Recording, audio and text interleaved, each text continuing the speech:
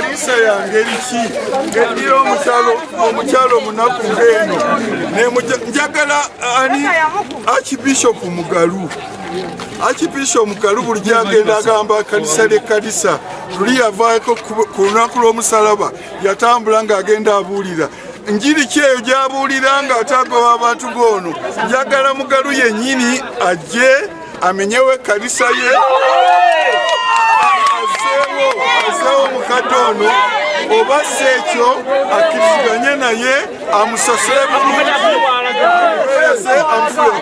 Pulezidenti Museveni yayisa ekiwandiiko ekisalawo olusalawo Ssemasalo wakati w'ow'ekibanja n'ow'ettaka.